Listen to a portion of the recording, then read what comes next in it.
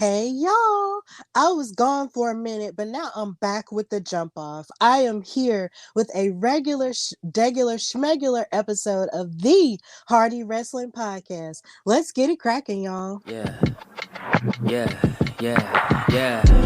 Making her way to the mic. They start dimming the lights. You start feeling alright. From Birmingham, home of the Teddy Longs and the Ruben Studders. More once you discover. For all of the lovers, Whitney Houston and Roman Reigns. For all of the lovers, and Mickie James and Marvin Gaye. For all of the lovers, and Sasha Banks, Janelle Monáe, Silk, Sonic, and Paige. Allow me to say, look, I just found a place, sweet escape. Every one of us, I was kinda late, cause I just made it off the struggle bus. Walking by the fate, cause I know it's right in front of us. Yo, I ain't with the hate, gotta focus on what's great. Ladies and gentlemen, Steph Hardy is on the air. Had to drop a couple bars just to make you all aware. So, sit back, relax, enjoy the show. You know I go by Joe or the rest of the flow, yeah.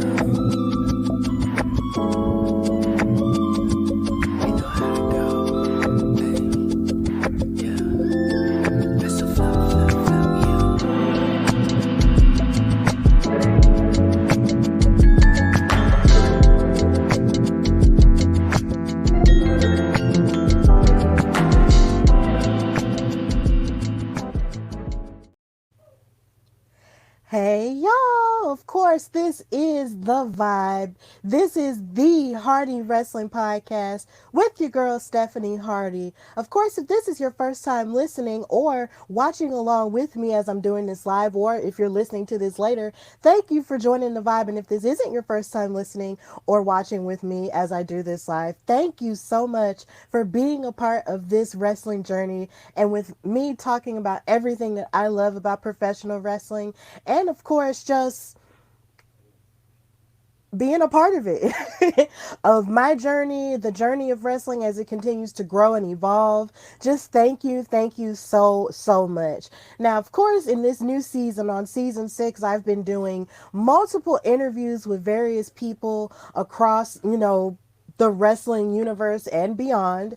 And I'm just so happy for all of those people who I've been able to get and to talk to, like Keeks, like the crew from the Alabama Music Awards, and so many different people. But now it's time to get back to basics. It's time to get back to what made the Hardy Wrestling Podcast what it is today. And that's talking about all the goings-ons of professional wrestling with news, gossip, and of course, everything that I liked in professional wrestling this week.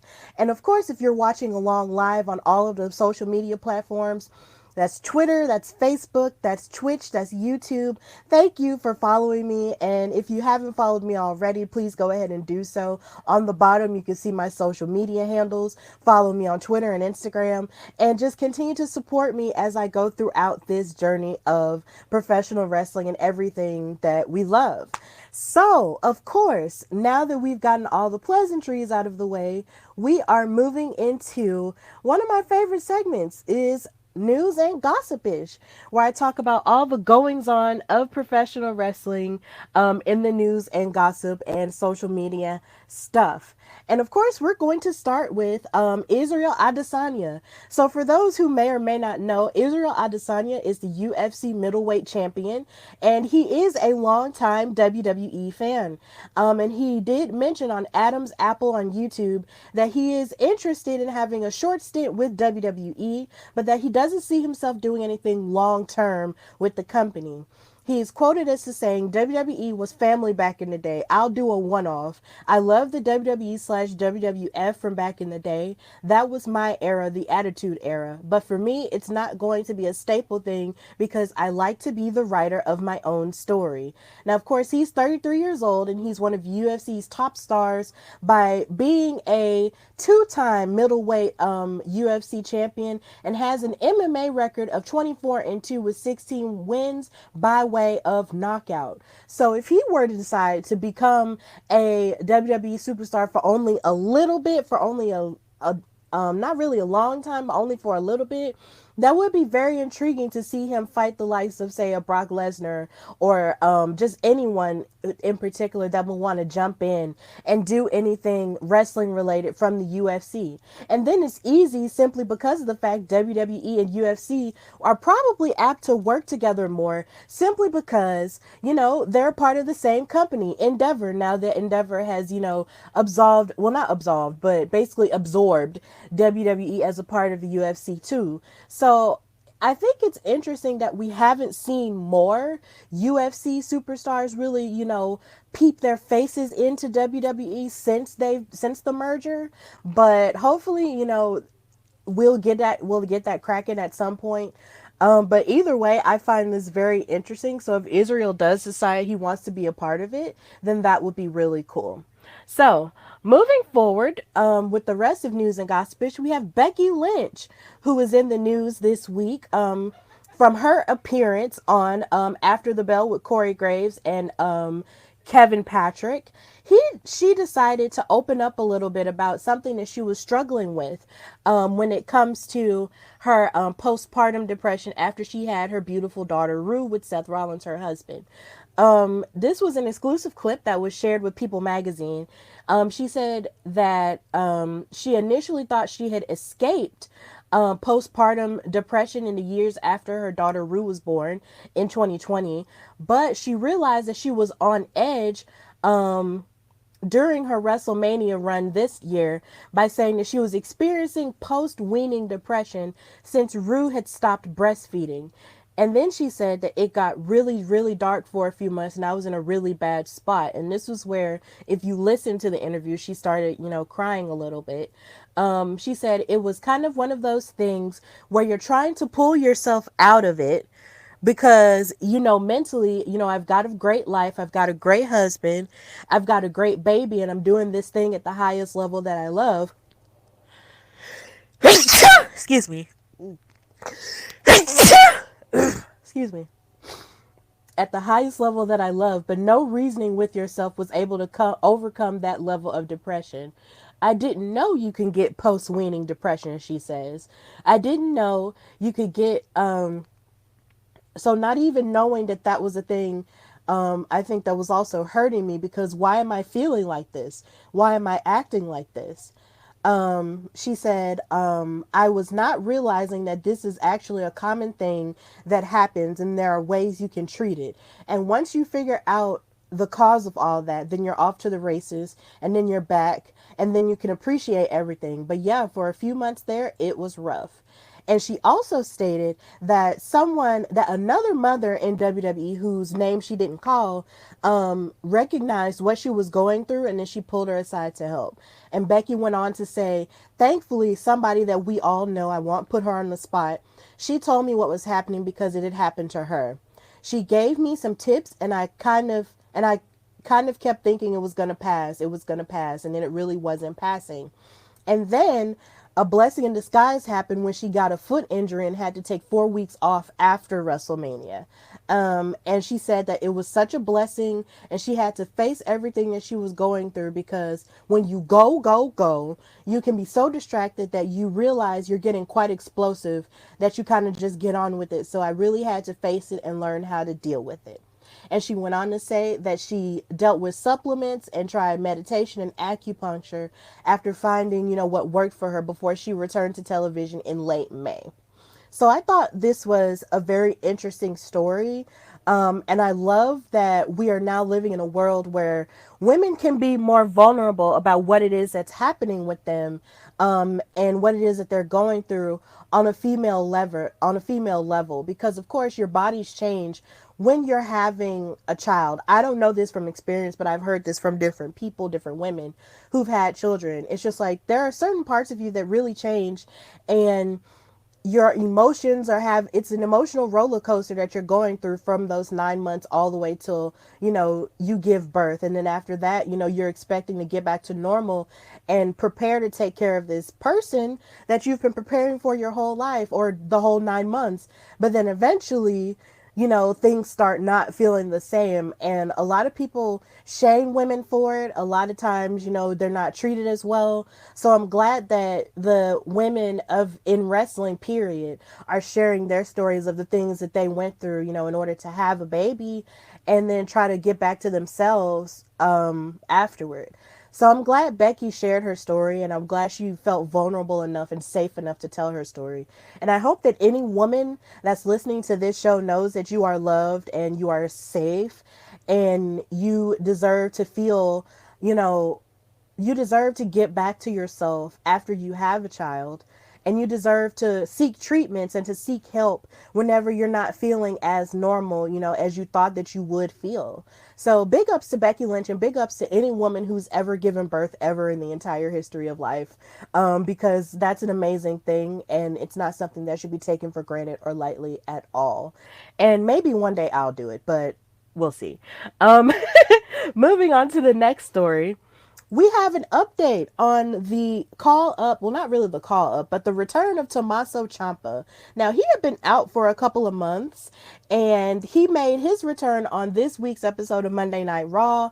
And it was really cool to see him because he went on to basically have like an open challenge against the Miz, who was somebody who on screen he was, working with as like, I guess, a mentor mentee type of deal. But then he challenged him to a match, and he and everybody in Ohio on that episode was really going up for him and his return to Monday Night Raw. It was really cool. But according to Dave Meltzer from Wrestling Observer Radio, who we do still have to take with a grain of salt, the word is that he will join former tag team partner and close friend Johnny Gargano in The Way, once they finally return.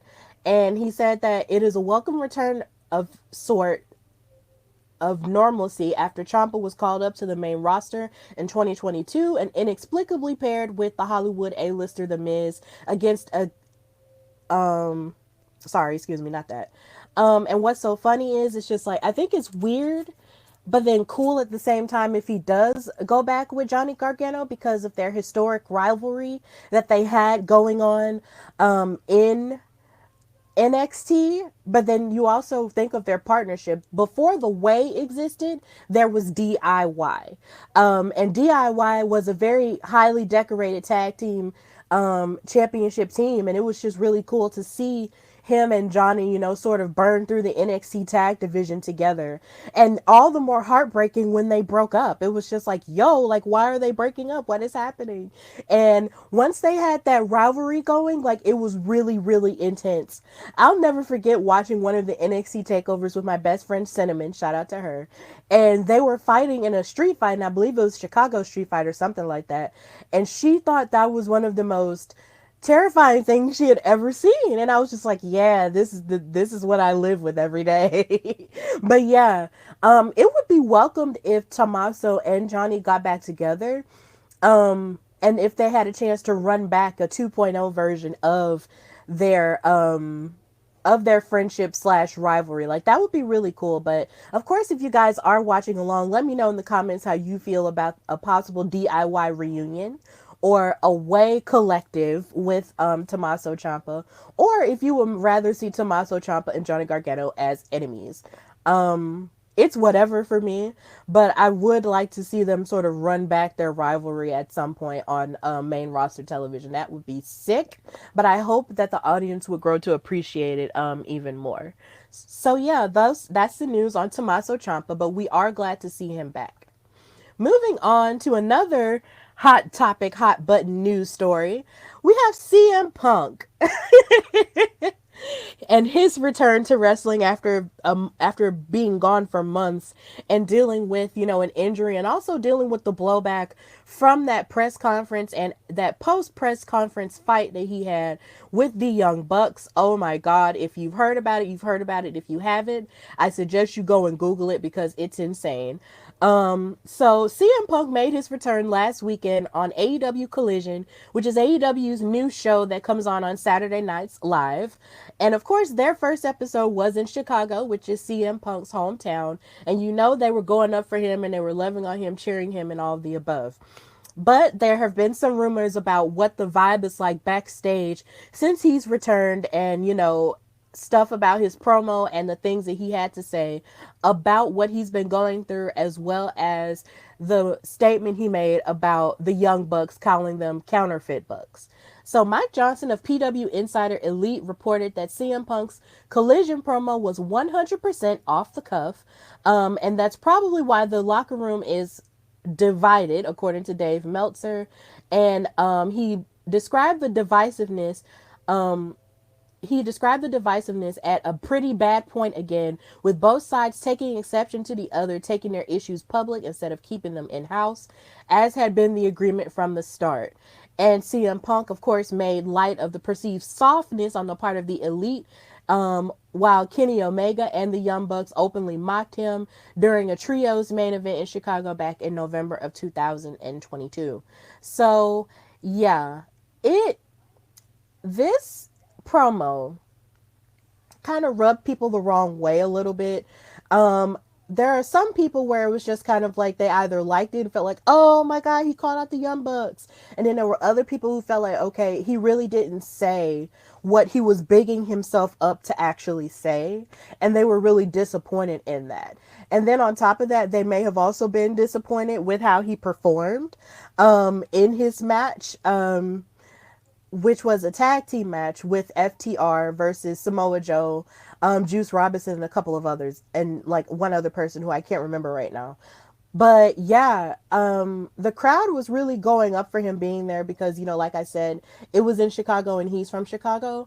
And then, of course, they were revisiting the rivalry that CM Punk had with Samoa Joe in Ring of Honor, which a part of me low-key felt like if they were going to have that maybe they should have had it on a Ring of Honor show. But seeing as Ring of Honor is not on TV and that it's just online, it just wasn't, that just wasn't where it was going to work, and they need viewership. So yeah, this is a new show, so I get it. But at the same time, there was a lot of excitement, around Collision and stuff like that. And the fact that CM Punk was there as their main draw, seeing as this is supposed to be his show, um, a lot of people were really disappointed with this promo and that it wasn't as full of vitriol like his other, promos have been historically.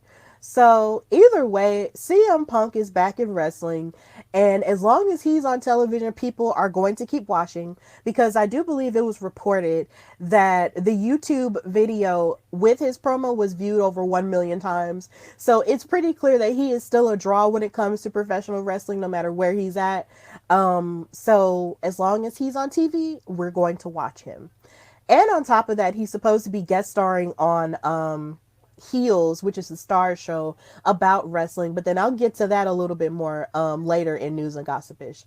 So big ups to CM Punk, and hopefully no more drama will happen, with him being back in AEW now. Like, seriously, like, we don't need any more drama. Like, let's just keep it chill, okay? Now, and of course, I did forget to mention that tonight at Forbidden Door, which is the AEW New Japan crossover event, he will be competing in the quarterfinals of the Owen Hart Foundation tournament, and he will be fighting against Satoshi Kojima. So big ups to him for that, and I hope he, does well in that. So yeah, no more drama though, CM Punk. Please calm it down. Now, moving forward with more news and gossip, we have news about Jeff Hardy, my brother in my head. Now, of course, the Hardys a few weeks ago lost a match to the Guns on an episode of Dynamite, but according to a new report, that there was a necessary reason behind the outcome and behind the Hardys getting beat by the Gun brothers. So, and also they got attacked by the Bullet Club Gold members. So according to Fightful Select, the post-match angle on Dynamite is intended to write Jeff Hardy off of AEW programming while the company is running its tour of Canada. Jeff is unable to enter the country due to his history of run-ins with law enforcement. The most recent was a DUI case in Florida that stemmed from a traffic stop, in June 2022 that resulted in Jeff's arrest, and a plea agreement in February allowed him to avoid any further jail time, and it was his third DUI arrest in 2019. Well, since 2019. And it's kind of sad when you really think about how a lot of his mistakes of course, blow back on his wrestling career. And considering he just got back and he's still in recovery and he seems to be doing well, um, it makes me sad that he won't be able to participate in all the awesomeness that is going to happen in Canada with AEW. But at the same time, I'm sure once they do come back to the United States, he'll be back on TV, doing all of the things and getting into all of the tag team shenanigans with his brother, Matt. So big ups to Jeff for his recovery, and we hope that he just stays in recovery this time and doesn't relapse at all, because I don't think I'd be able to handle it really well if anything bad happened to Jeff Hardy at all. Like I wouldn't handle it at all. I would be really sad if something did happen. And then I'm also low key worried about him, period, because it seems like every time I see something or watch a match with him wrestling, it seems like it's hurting him more and more. And I don't want to tell, I can't ever tell any athlete when it's their time to finish, but I just really worry for him, and the pain that he might possibly be going through, but I just hope he just stays in recovery and doesn't ever relapse, ever. So, and I just hope that he can wrestle a little bit longer before he does decide to hang up the boots. And yeah, just give us more of what he can give us while he still can. So we love Jeff Hardy here on the Hardy Wrestling Podcast, obviously. So yeah. Moving on to more news and gossipish, we had Mickie James in the news this weekend, from hearing about her possible return to Impact Wrestling after dealing with her rib injury that she sustained, and also with her talking about Dana Brooke. Her husband and fellow Impact star Nick Aldis provided an update on her current status during a conversation with Cultaholic Wrestling's Tom Campbell. He said that she's 100%, so now it's just a case of she's just waiting for her right moment. We do have interests outside of wrestling. We have a supplement company, and Mickie has her show and the music stuff, and we have the horses. We're also producing a show in Australia, and Mickie is also a producer of the Last Match musical. She's really just sort of weighing up where she wants to spend her time because we also have a son.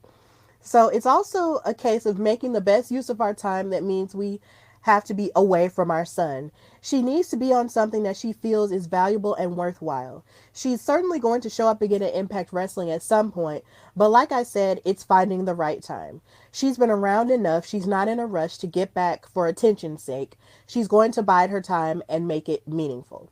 Now, of course, the last time she was on Impact Wrestling, she had to relinquish the Impact Knockouts World title in April due to a broken rib as well as a shoulder injury, and she last wrestled on the Impact tapings on February the 26th. And of course, I'm glad that she is feeling better. And I also love that she's interested in so many different things and that she's a producer of the Last Match musical, which should be taking place soon in New York or New Jersey. I'm not exactly sure. But of course, they have other business ventures that they've got going on outside of wrestling. So I'm glad that she is still interested in getting back to the ring, but it's just a matter of them finding time. And of course, since they have a family with their son, they have to find the right time to actually do it. And I'm glad for him. So that's going to be really cool when she does come back, because y'all, Impact Wrestling, I don't know if you guys have been watching lately, but Impact Wrestling has been doing a fantastic job with their Knockouts division. And, of course, dealing with Deonna Purrazzo winning the title now against Jordynne Grace, who, of course, cannot challenge for the Knockouts title anymore as long as Deonna is champion.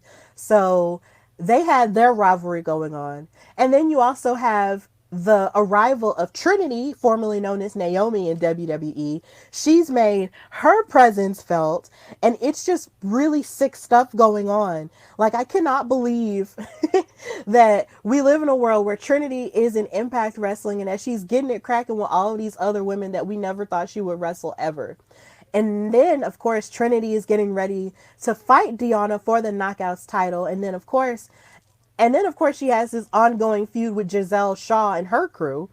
So Impact Wrestling really has a lot of cool stuff going on. So I suggest if you're not watching Impact Wrestling, please do, because they're awesome. And of course, if you can't watch them on your cable provider, you can watch them online. I believe Impact has a streaming service. So if you want to look that up, you can find it too. So yeah, like please check out Impact and their women's division. Their women's division is on fire now, and I just can't wait to see what more they have to offer. And I can't wait to see Mickie James in the mix because I really don't think we've ever seen a Trinity versus Mickie James match. I really don't think we've ever seen that. So if we could get that, I would be happy. I would just be really happy if we got a Trinity versus Mickie James match. So yeah, that would be really cool. So yeah, and then also with more with Mickie James stuff, she was on the Busted Open radio show this week, and she gave her reaction to Dana Brooke dealing with the NXT blowback that she dealt with this week in her match versus Cora Jade. She feels Mickie James felt like Dana Brooke's talents, she feels like the company is doing a disservice to Dana Brooke's talents with her current role on the show. She quoted, I felt like Dana Brooke was the wrong choice to send to NXT in the first place. It's one thing when you send a Seth Rollins or you send Natalya back because they have the respect and they're workhorses. You know what I mean? Dana was taught the WWE style system, and there's this whole new generation of that same kind of system, but more elaborate, James pointed out. And then she pointed out that Brooke came from a gymnastics and fitness background and had to learn wrestling in the style that WWE was teaching at the time she came in. And she said that that audience never really truly respected Dana when she was down there before. And then that's one of the reasons why they brought her up to the main roster. She continued by saying, I love Dana. I've worked with Dana. I think she's a fabulous person. I think she really has tried really, really hard in the last couple of years, especially to be more respected for her in-ring work and for her ability. And then, of course, Tommy Dreamer went on to say a couple of other things as well that weren't exactly the most flattering. But either way, I feel when it comes to Dana Brooke being in NXT, I feel like this could have the same effect as it did with Mandy Rose, in which she could have a renaissance of her career. But I feel like a lot of people are coming down on Dana Brooke and the system of bringing her to NXT before it's really had a chance to grow. I feel that now there should be more of an opportunity for us to see more of what she has to offer as an NXT starlet that could very well grow. I feel like we are sort of rushing the process with her because we're so used to seeing her on the main roster that it's almost like, okay, when are you going to do this? When are you going to do that? When? And it's gradual. Like for some people, it really is like a gradual change. Like maybe I'm sure that somebody can pull Dana to the side and make it seem like, look, you need to make a change. This wasn't exactly what worked, you know. This may have worked then, but this doesn't work now. I've heard a few people on certain wrestling podcasts say that they felt like maybe she needs to change up her character a bit more because when it comes to Mandy Rose in comparison, she changed her entire look up. She dyed her hair brunette. She had on newer outfits, and of course she pulled together two other women, Gigi Dolan and JC Jane, to create Toxic Attraction, and it wasn't the same person that you were getting, you know, on the main roster as God's Greatest Creation, which is true. But of course, we have to give Dana Brooke time because we can't also forget that this has been the same woman who's been giving people amazing matches on Main Event. Of course, if you watch Main Event, you would know that. But if you don't watch it, or if you're not on social media, you wouldn't necessarily know. But in the past couple of months, people really have been bigging up Dana Brooks's Main Event work with the other girls, you know, who are either ready to come up or not really ready to come up yet, but then wants to give exposure to them on main roster shows. So honestly, I feel like Dana Brooke definitely does deserve more respect in that regard. And she should not have been treated the way that she was treated in the crowd on NXT. That was rough. And even though we are fans and we're going to be vocal no matter what, I feel like there's a difference between being a fan and just outright just being ugly for no reason. Dana was the face and she was fighting Cora Jade, an actual heel. And they were crapping all over Dana Brooke. And that was hard to listen to and it was hard to witness. So hopefully Dana Brooke will get it together. But I feel like blaming her for how they were reacting was just not the move. When clearly Dana Brooke is in a face direction and everybody's just crapping on her. But then again, she could use it to her benefit. You never know. But either way, here's hoping that Dana Brooke does turn it around. And also, here's hoping that Mickie James will come back on television soon because we do need that. So, moving forward with more news and gossip-ish, we have Miss AJ Mendez, of course, formerly known as AJ Lee. She made quite a kerfuffle on social media this week when she took pictures of herself on and posted them on Instagram of her growth, and she has muscles now, guys.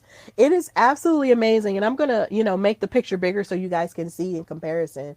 Like, AJ has really gotten bulkier and bigger, and she's been working out, a whole lot on purpose.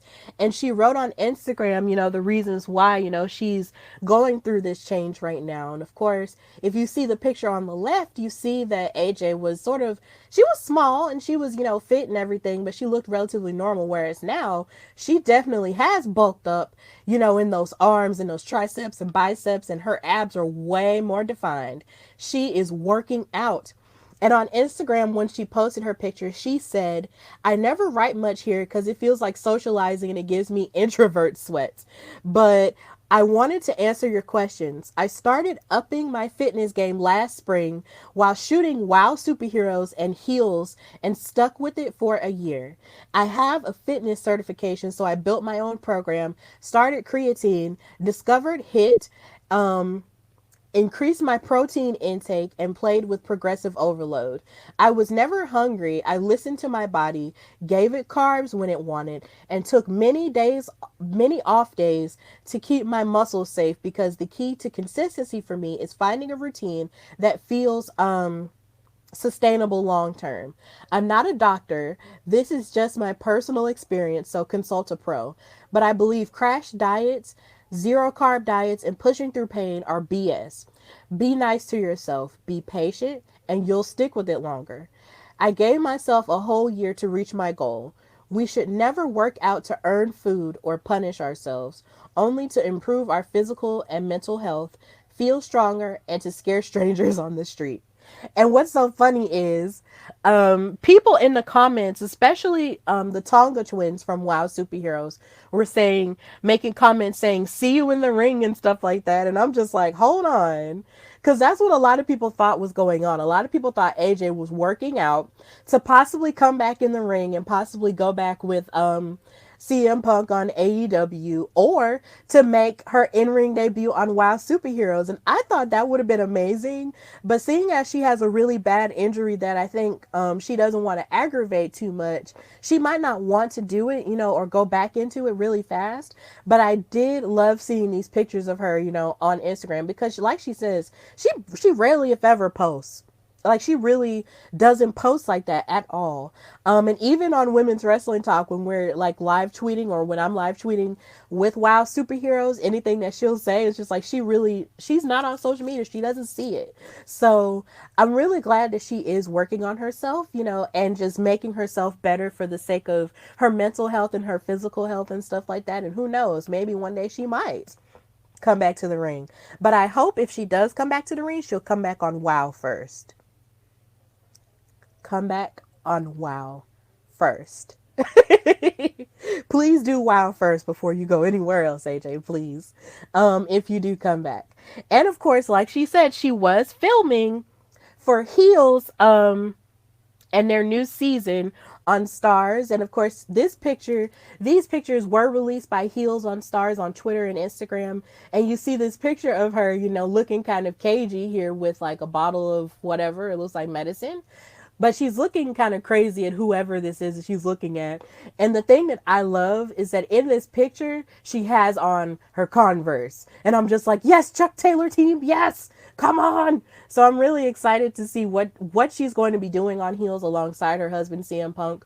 We don't know if they're both going to be in scenes together or not. But either way, I'm really excited about what she has to offer and what she has to bring. So big ups to AJ Mendez still being a part of wrestling as a whole. I am just so thrilled and so happy for her. And yeah, that's really all for news and gossipish properly. But I do want to get on here and talk about something cool that happened to me in terms of news and gossipish. The Hardy Wrestling Podcast got to be featured on a get to know series that was written by Tyrese Simon of SE Scoops. So if you read any form of wrestling, media or wrestling journalism or whatever, you know that SE Scoops is one of the best websites for wrestling news ever. And last year I had the pleasure of meeting Tyrese Simon at Black WrestleFest in New York. And he was doing, he was going around and he was participating in a panel, for all black men, as I participated in mine for all black women in wrestling too. And he was just really, happy to meet me, and I was happy to meet him. We were really excited to talk to each other and everything. And he was working on profiles on a lot of the people that he had met at Black WrestleFest. And so he interviewed me and he did an article about me. So if you read SE Scoops, please check it out. It's called Get to Know, the Hardy Wrestling Podcast. And we had such a good time talking and chopping it up about wrestling and my wrestling journey and how I've grown in multiple avenues in wrestling since I've started the show. Please check it out. And please just continue to be supportive of me and also of SE Scoops and Tyrese Simon as a whole, because he's a really great writer and interviewer. We had such a good time. So just please continue to support the brand. I'm just so proud that I was actually able to be on this website as a featured person. Like, it's cool. So yeah, I believe that's really all for news and gossipish. And now we're going to go to what I liked in wrestling this week. Da da da da. So, when it comes to what I liked in wrestling this week, I have to start with Black Wrestling's annual BRP 50. When it comes to this list, the Black Wrestling Podcast, which is made up of Cal, Mimi, Davis, aka Drip, Fam, and Math Damon, they are pioneers when it comes to black wrestling journalism and black wrestling podcasting. And I look up to them so much. And of course, I've had them on my show as well for Black History Month, as we talked about, the evolution of black characters. And every year for Juneteenth, they release the BRP 50, which is kind of like their way of giving big props to black wrestlers who otherwise might not have made it on ranking lists elsewhere. And I'm really happy that they have been doing this for 5 years. And the fact that some of the best people, including wrestlers that I have met or worked with or people that I am huge fans of, made this list really blessed my soul. And I won't go through the whole 50 here, but I just want to just talk about the number 1 and number 2, and then also a few more as well. So of course, number 2 was Carmelo Hayes, who is the current NXT champion. And I was, of course, blessed enough to see him become NXT champion at NXT Stand and Deliver in LA. And I just love watching him wrestle because he's just so good. And he has that ooze about him that just says, I'm next up and I'm the one, okay? And to see him go from where he was, I believe he was in the top 10 last year, to bump up to number 2 is really saying something to his work ethic and how much he really does want to continue to be that guy in wrestling. And so I'm just so happy for him, and the fact that he's so young just makes it even greater too. So big ups to Carmelo Hayes. And then the fact that Bianca Belair was number 1 for the 2nd year in a row. That is incredible. It's absolutely incredible, because Bianca was literally Raw Women's Champion from last year's WrestleMania all the way to this year's WrestleMania, and even a little bit beyond that. And that is just such a beautiful thing. Like, the dominance of Bianca, and with her being as authentic as she is, being herself always, it's just a blessing to witness every single week. And her character is now growing a whole lot more, of course, since she lost the Raw Women's title, or as you could say now, the Women's Championship to Asuka at Night of Champions. There's so much more growth and there's so much more fierceness that we might see from her even now. And I am just so happy, to be a witness to it. I'm really happy that she is dominant and she is a star, and she is unapologetically the EST of WWE. And she's someone that my mama loves. So the fact that she's number 1 2 years in a row is just an absolute blessing, and it's iconic. And I can't say enough good things about Bianca Belair that I haven't already said. or else I'll sound like a broken record. So, congratulations to these two in particular because I love them so much and they're just so dominant and so talented. And I'll talk more about Carmelo Hayes and Bianca a little bit later in the show. As I talk about what I liked in wrestling, but I just wanted to give them a shout out. And then also on the list, you had Willow Nightingale, who was number 7. Now, of course, she got called up to she got signed to AEW last year. And it's so funny how it happened because she got signed a little bit after I called action for her at Black Girl Magic 2022 in New York. And I met her and her tag team partner for Thick and Juicy 2.0, Brooke Valentine. And they are absolutely the sweetest people on the planet. And to see her rise and get called up to, and not, I keep saying get called up, I'm sorry, um, and get signed to AEW, and we're seeing her on television every week, we're seeing her on Ring of Honor every week, and for her to go on to become the first ever New Japan Pro Wrestling Strong Women's Champion, it's just absolutely a blessing. Like, I'm so happy for her. Every time I see her, make history in some way, shape, or form, I smile because the idea that this woman was on her way to making it, right as, I was able to meet her and talk with her and, give her encouragement and big her up on commentary just blesses my soul. And I'm just so happy to see her succeeding and just doing well. And even today, she's going to be wrestling on, I believe she's already wrestled this week. I believe it was yesterday. AEW has so many shows, y'all. I'm sorry. She did wrestle and she went forward in the Owen Hart tournament. And I am just so happy for her. And I just want her to just continue to be her best self. And then, of course, today she does wrestle Toni Storm for the AEW Women's World title. Now, it would be so cool if she won that match and became a double champion in AEW and essentially being the second black woman, I believe, to be the AEW Women's World Champion. But we'll just have to see where it goes. And even if she doesn't win tonight, she'll still be a champion, later on, hopefully. So yeah, Willow Nightingale, the Hardy Wrestling Podcast loves you.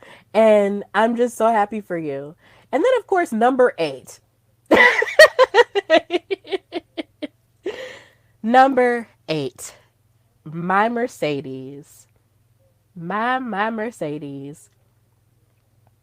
I feel like since I've done a whole series about her and her greatness, I'm happy that she is back on the list again. After being on the list as a whole nother character for so long, I'm just really thrilled that she's back on the list as another character that's on her own terms as Mercedes Moné, which is kind of more of herself. And also just the fact that she's been so dominant lately, because this year, like ever since, she and Trinity left WWE, there was so much mystery surrounding what was going to happen with them, where they were going to go and stuff like that. But they were always in the conversation. And she was always, doing extra things like movies and stuff like that. And then, of course, this January, she came back and made her debut in New Japan. And then she had her Battle in the Valley match on Black History Month and won the IWGP Women's title from Kyrie in a stellar match. And she's just gone on to have greater matches even after that with some of the best women in Japanese women's wrestling, period. And even though she's not a champion now and she is out with injury, of course, with her match from Collision with, well, not Collision, but from Resurgence with Willow Nightingale, I'm more than sure when she does come back to wrestle, it will be huge. And maybe, she'll want a rematch with Willow. Maybe, they'll have, Willow versus Mercedes too. But just the fact that the both of these women are together on the BRP 50 is just absolutely incredible. And I'm just so proud of them and everyone who ranked on this list. Like, shout out to all of y'all and all of the work that you guys put in throughout, the year.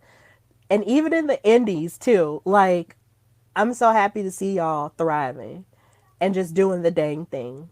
Look at us, black people in wrestling, winning. I'm so happy.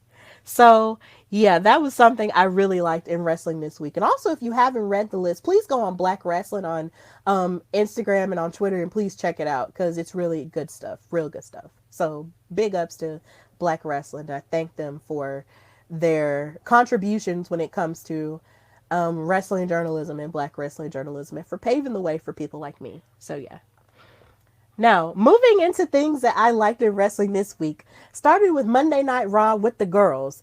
Chelsea Green had a segment of her being a Karen. I don't have the footage of it on here and I wish I did. But on Raw, if you count it this week, there was a segment showing her being a Karen in multiple situations at a store, at a gas station, in traffic, on TikTok. And it was just absolutely innovative how that happened. I love that with WWE, they're using more social media trends to actually put people over. When it comes to like different promo packages and stuff like that to get people to know these newer characters. And I'm happy that they're doing more of that with Chelsea Green.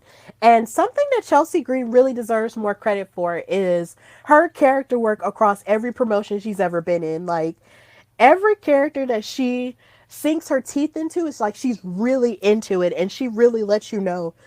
It's like you can barely tell the difference between where she begins, and the character ends because she's always really into it. And every time she threatens to get a manager, it makes me want to roll my eyes, which basically means she's doing her job. So if you haven't caught that on Raw, please go back and watch it because it's really funny because it really does remind you of all the situations that we see on TikTok or on Twitter where someone is not being their best self and they're complaining about something that they really have no power over in the first place. And it's just like, oh my God, but it's wrestling and it's Chelsea and it's cool. So big ups to Chelsea Green for coming up with that character. It's something that I have been, quietly enjoying. But then it low-key gets on my nerves too, but it's doing its job. So congratulations to her on that. And also, when it comes to the women, my favorite NXT tag team for the women got called up in the draft. And that's, of course, Team KC Squared. That's Kaden Carter and Katana Chance, formerly known as Katie Catanzaro. They got called up to Raw, and they have been killing it since they've been in action. Like last week, they fought Ronda Rousey and Shayna Baszler, and even though they didn't come out with the win and didn't win the women's tag team titles, they still put on a heck of a show. And when it comes to their action this week against Sonya Deville and Chelsea Green, speaking of which, they did a phenomenal job. Like their tag team chemistry just never ceases to amaze me. Like they just continue to just get better and better each and every time they're in the ring, and it just never ends. And of course, they have their whole party girl gimmick and stuff like that, and hopefully that will, translate to the larger Raw audience. But when it comes to their in-ring work, there's just no question. They are the best women's tag team in wrestling today. They're amazing. They're just absolutely amazing. And I just can't wait to see more of what they have to offer. And maybe at some point, they will get the chance to challenge for those now unified women's tag team titles that are currently being held by Ronda and Shayna. But Team KC Squared is really doing a fantastic job. And I can't wait to see more of what they have to offer on Raw. Another thing I liked in wrestling this week was Maxine Dupree, who has somehow left her Maximum Male models behind. I forgot. I don't even know how that happened, but she's now hanging out with Otis and the Alpha Academy more and Chad Gable. And Chad Gable has been coaching Maxine Dupree in wrestling a whole lot more. And she was actually able to give Valhalla an amazing suplex on the floor outside of the ring as Alpha Academy was fighting the Viking Raiders. So big ups to her for that. That was really cool. Even though it did wind up costing them due to distraction, it was still really cool to see her do stuff like that. And then to do it in a sparkly jumpsuit, which is the same jumpsuit that Trinity had on at Wale Mania. Big ups to the person on Twitter who caught that. It was just really cool to see that happen. And hopefully maybe at some point, she'll get better in ring and then we'll see more of what she has to offer there. Another thing I liked on Raw this week with the women was the fact that Becky Lynch wound up costing Raquel Rodriguez her spot in the Money in the Bank match. Or at least the spot that she could have had in the Money in the Bank match, and giving it to Trish Stratus because she started beating up on Zoe Stark and Trish Stratus outside of the ring, which wound up getting Raquel disqualified. So now Becky has to essentially fight the world in the Money in the Bank match. And I think that's really funny. And the way that Becky was looking like super shocked with a beat face was just hilarious. It was really hilarious. I was like, girl, Becky, you just done ruined everything for yourself. You got to fight all of your ops with the exception of Zelina Vega in this match now. Like I know you feel a little bit crazy. Like that has to be insane. And I know there were some people online who were saying that they feel like, Becky could very well take it because she's going to fight all of her ops. But honestly, I feel like Becky Lynch doesn't need the Money in the Bank briefcase. Even though she said in her interview on After the Bell, which I previously mentioned in News and Gossipish, that she really wanted to win it because she's never won it before. And she was in the very first women's Money in the Bank match that was won by Carmella via some mess. But either way, Carmella won it. It's just, I just don't feel like Becky at this stage in her career really needs the Money in the Bank briefcase. There is so much that she has already done to get it. And then on the podcast, she was talking about how when you have the Money in the Bank briefcase, nothing, nothing in wrestling elicits that type of shocking response than knowing when a person is about to cash in and, take their opportunity. And I'm just like, ma'am, you've already done that. Like, not to be mean, but you did that when you challenged Bianca Belair for the SmackDown Women's title and beat her in 26 seconds. You literally shocked the world when you did that, and you didn't need Money in the Bank to do it. So maybe there's a reason why you've never won Money in the Bank. Maybe it's because you've grown so much as a character and so much of your legend has grown that you don't need the Money in the Bank briefcase. I feel like the briefcase should be reserved for people who could really actually use it to up their game as characters who we really don't see a whole lot of as much. And when it comes to Becky Lynch, she could just challenge for any women's title when she wants to. Honestly, at this point, she could challenge whenever she wants to because she's Becky Lynch. She's one of the 4 horsewomen. She can do that if she wants to. She doesn't need the briefcase to do it. So yeah. As you can tell, I'm really rooting for Zelina Vega to win because she really has, earned her keep, since she's been back and stuff. And I just want an opportunity to go to her or really just to anyone else that could actually use it, like an Io Sky or a Zoe Stark. But most definitely Zelina Vega is my number 1 pick. But it's definitely not Becky. I'm sorry. I just don't feel like she needs it. But yeah, moving forward. Yeah, she's having to face the world. She has to face Bayley, Io, Zoe, Trish, and Zelina. And it's just going to be really interesting to see how this plays out. But I really feel like Zelina really could take it simply because of the fact that everyone keeps underestimating her and not really mentioning her as a possible threat.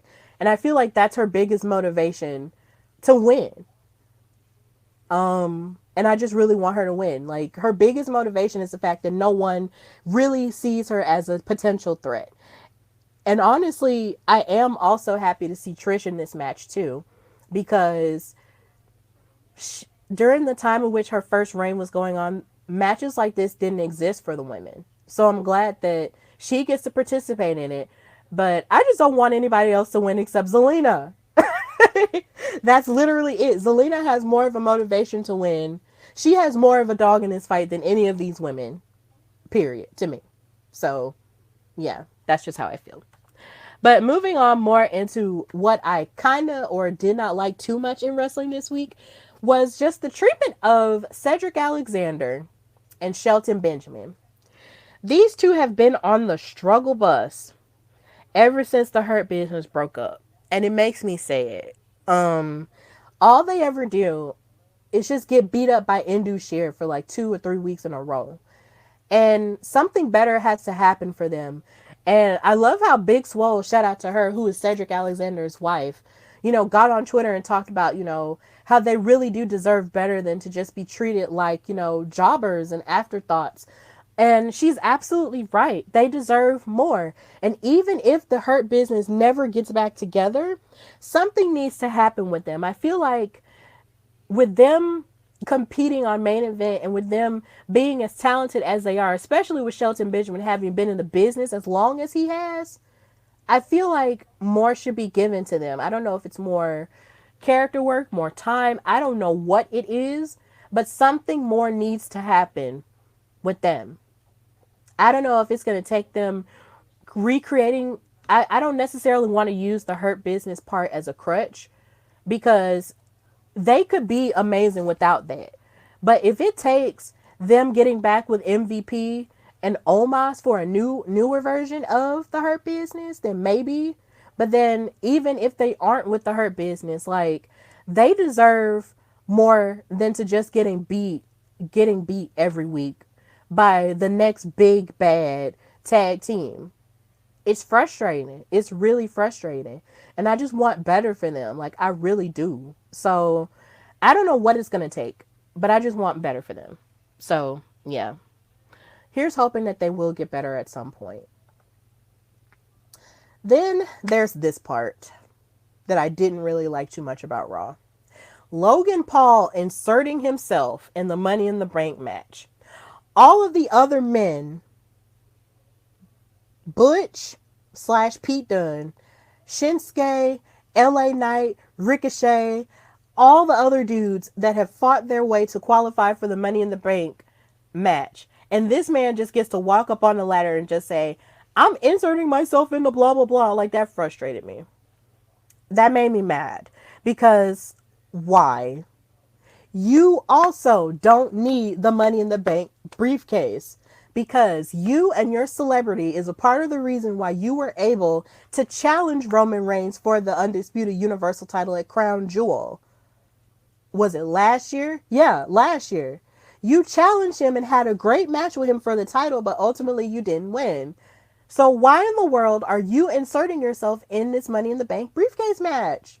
You don't need it, sis, bro, person. You don't need it. You don't need it. Why are you here? It's just frustrating. It's really frustrating, but I am happy that LA Knight proceeded to roast the crap out of him and tell him that he can take this map and see where you can shove every one of those bottles of Prime. Yeah. Okay. I'm really happy that he did that because sweetheart, it is LA Knight's time. I am like everybody else. As cool as it would be if anybody else won the Money in the Bank briefcase, I really feel like it's LA Knight's time. It's his time to win the briefcase because he is so hot and the crowd loves him so much, even though he's a heel. It's hilarious. Like, how do you hate this man?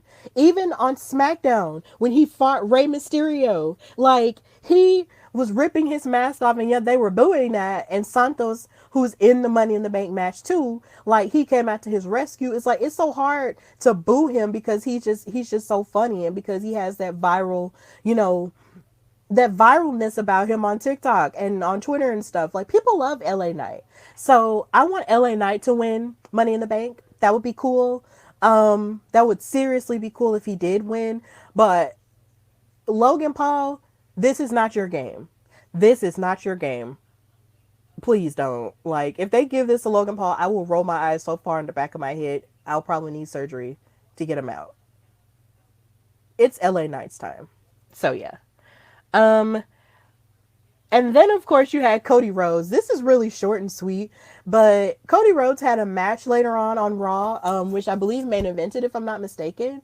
But I just love this precious moment that he had when he was interviewing with Kathy Kelly. And there was this child reaching to touch him and he touched him. He touched his hand and you could tell he was reaching for a pen or something like that. And he really wanted to like sign something for him, but he couldn't because he had to be on camera. But Cody Rhodes is a sweetheart. Okay. He is the champion that we deserve in life. He really is the champion that we deserve in life. He's a sweet guy. And every time there are children around, his heart is like, he just melts your heart every time he gets around kids. He loves us. You can tell he really just loves being around the fans and giving them a great experience. So big ups to Cody Rhodes for just being an all around angel of a person. And here's to one day you being a champion that we all deserve. Okay. And hopefully you'll get your lick back on Roman Reigns one day. Maybe. We'll see. But yeah. Yeah. Maybe. But yeah, I just love him. But moving into NXT and Gold Rush, I get to talk about what I loved about this. Now, Gigi Dolan has been getting into different feuds ever since she finished her feud with JC Jane, which was pretty insane for the most part, but I am glad that she is finished with it and that she did win their last extreme cage match that they had. She had this really cool segment where she was talking about art, and how it connects with her soul and stuff. And I just thought this was really amazing and different for her, from hearing about her background and stuff and all the stuff that she's had to deal with, with abuse and stuff. And I'm so happy that she's overcome all of those harsh things in her life to turn her life into something for herself and her brother. Um, but I just really loved the segment that she had where she was talking about art and she was talking about all the murals that she was going around to look at. And some of them, and one mural was a mural of Dolly Parton. And I was like, hey, what up, Dolly? So this was really cool. And I also just love Gigi because I just have a massive girl crush on her. She's just so cute to me. I love her so much. Um, yeah, hopefully that doesn't make me sound weird, but she's just so pretty to me. She just has a very unique beauty to her.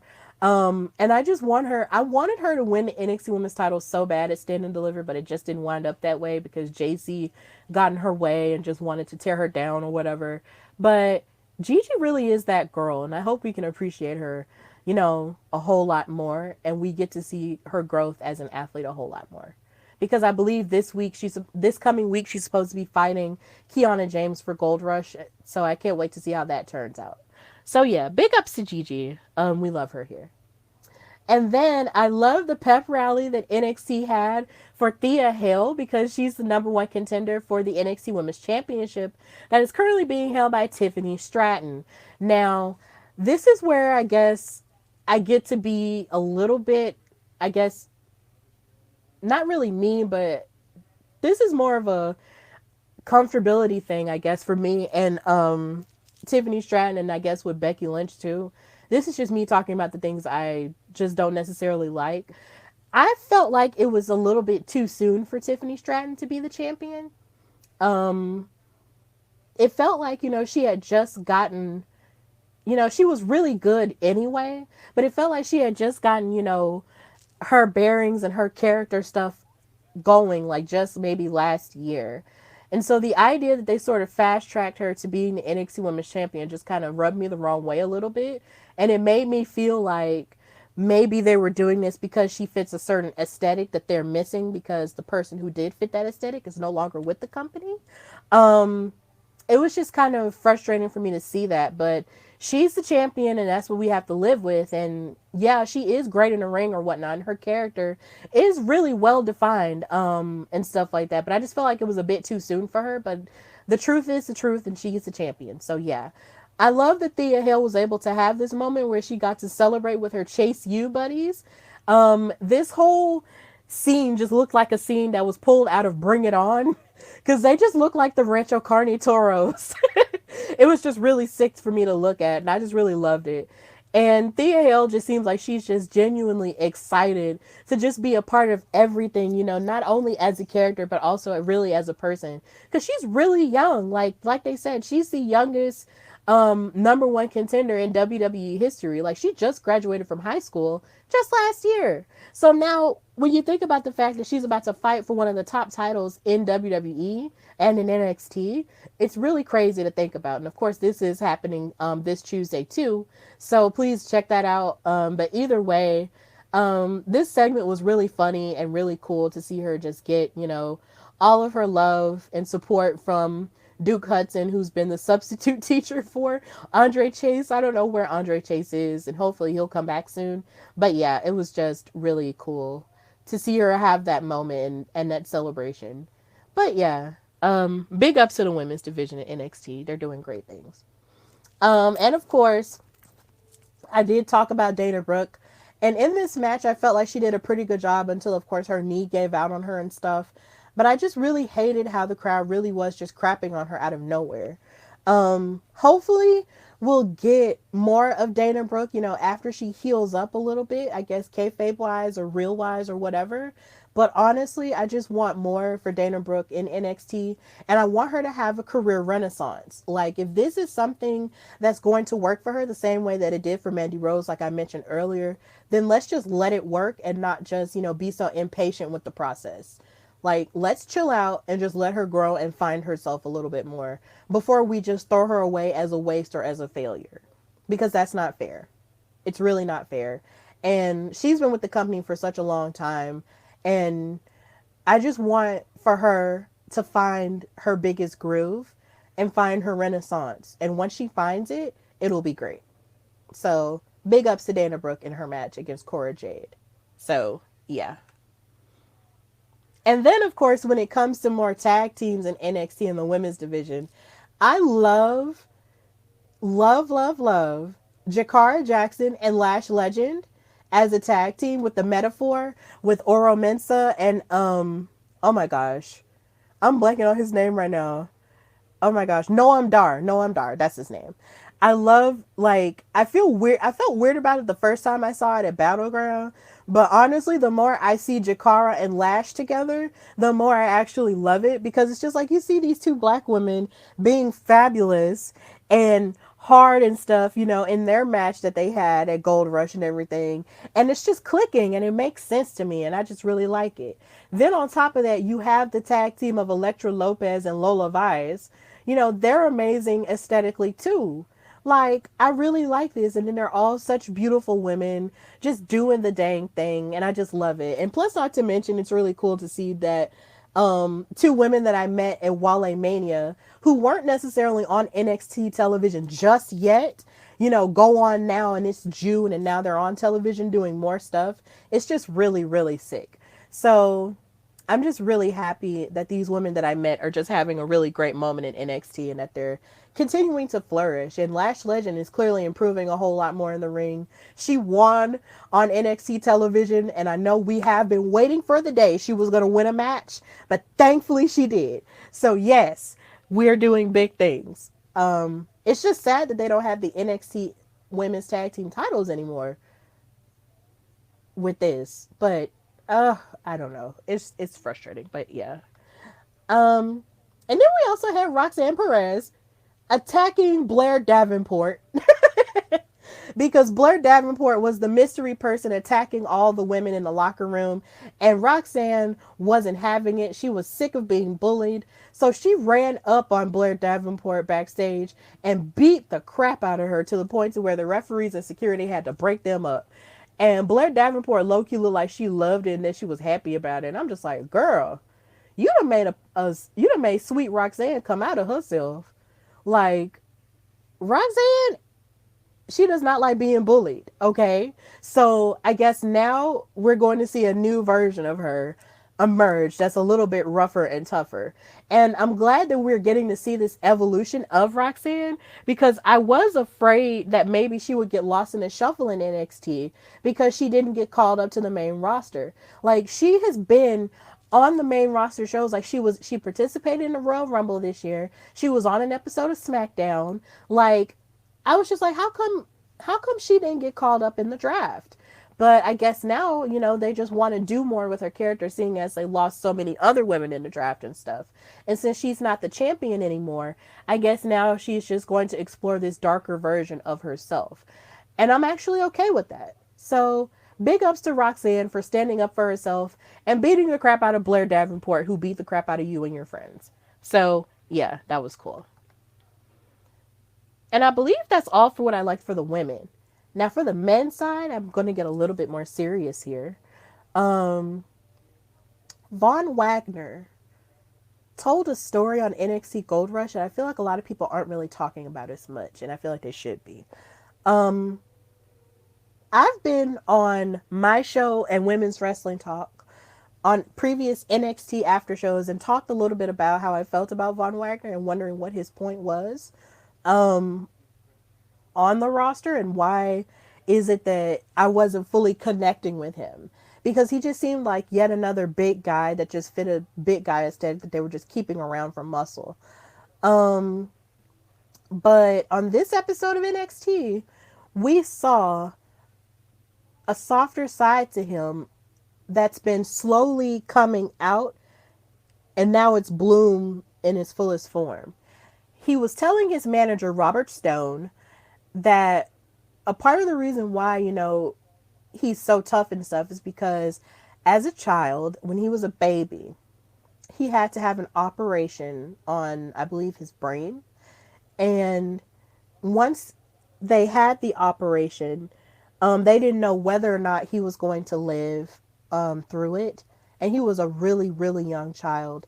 And it's really hard and he said it's even hard for his parents to talk about to this day. But they weren't sure if he was going to make it through that operation, but he wound up making it out. But then, because of the scars that were on his head, he was bullied a lot as a child because nobody understood why it is that he had these scars that made him look so different from everybody else.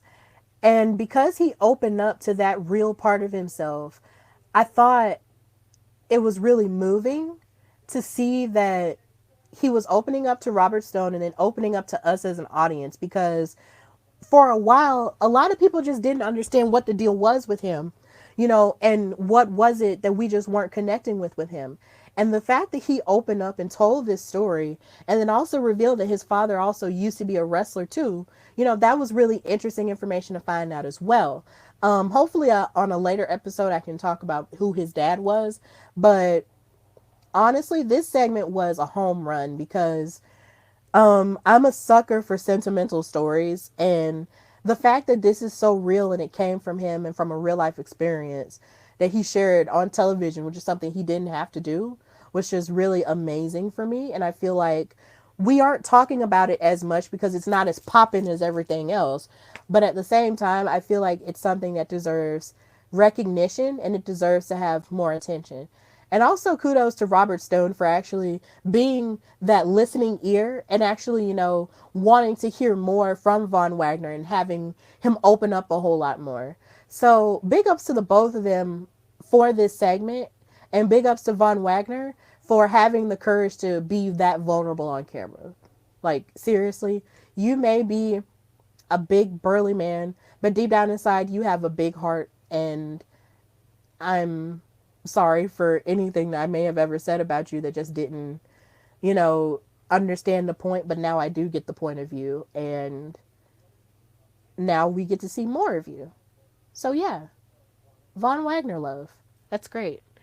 Um, and then I also loved on NXT that Idris Enofe and Malik Blade are the number one contenders for the NXT Tag Team Championships against Gallus.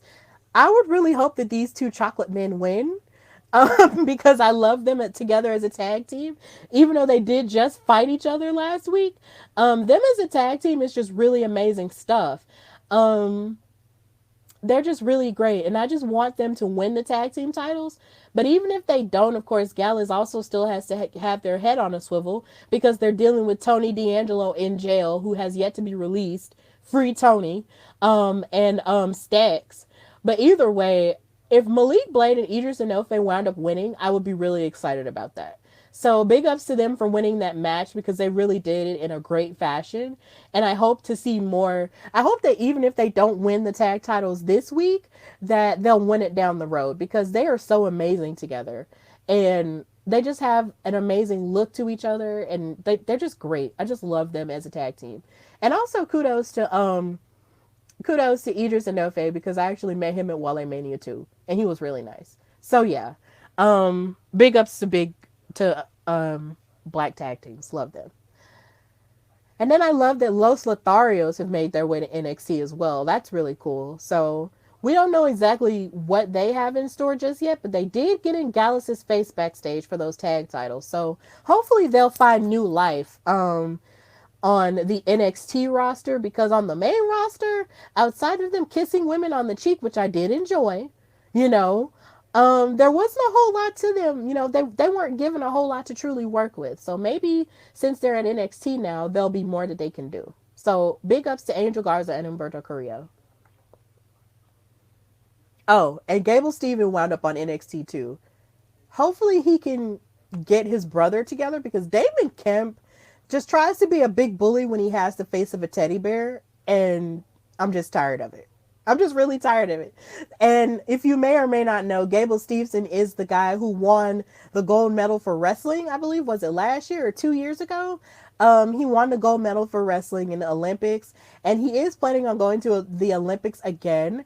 But he was signed to a deal with WWE, and they had him on WrestleMania, and then they had him on Raw a little bit, but he had yet to get in the ring and do anything. So maybe if he does pop up on NXT a whole lot more, this could be really good for him, and maybe he can get his brother together because Damon Kemp is just acting up, and I'm tired of it. So yeah, this was really cool. And of course, we have Mr. Seth Rollins, the WWE World Heavyweight Champion, showing up for his match against Braun Breaker. And I love this backstage segment where he was able to give props to Nathan Frazier, who, if you may or may not know, is one of his students from the Black and Brave Academy. Seth Rollins has a wrestling school, and a few of my guests from the past have been trained by Seth Rollins, in the past and stuff like that. So the idea of watching him, give props to his student who won this big trophy, the Heritage Cup trophy, and stuff like that was just really cool. I really loved this segment. It was very heartfelt and it was just really cool. And I'm just like, oh my God, the teacher and the student, yay! It was so sweet. Just the idea that Seth Rollins balances being a husband, a father, a teacher, and a champion. Like, dude, do you sleep? Seth Rollins, do you sleep? But either way, this was just really nice, and I just love tender moments like this. But speaking of moments, we got this. This excited the crap out of me. Hold on, let me make the screen bigger. This excited the crap out of me. Seth Rollins and Carmelo Hayes. I yelled when this happened. When this happened, I yelled. Because first of all, y'all know that I love Carmelo Hayes here, okay? I don't have to talk about it anymore, even though I'm gonna talk about it later. I love Carmelo Hayes so much. So the idea that someone as talented as him actually got to rub elbows with Seth Rollins, who was the very first NXT champion, was just sick to me on a historical level. I lost my mind. I could not deal with it. And then they used each other's catchphrases. I was like, ah, oh my God, oh my God. It was just so cool. It was so cool. They were co-signing each other. But then what's so funny is Carmelo actually stole a glance or stole a stare at the heavyweight title. And Seth was like, hey, hey, hey, keep your eyes on your title first, Junior. And I was just like, he didn't call him Junior, but I'm just like, oh my God, it was just so cool. And I'm just like, oh my God, oh my God. Carmelo is next up. He's next up. He is next in line. Give it to us. Give us Seth versus Carmelo. Whoo, whoo. I would lose it.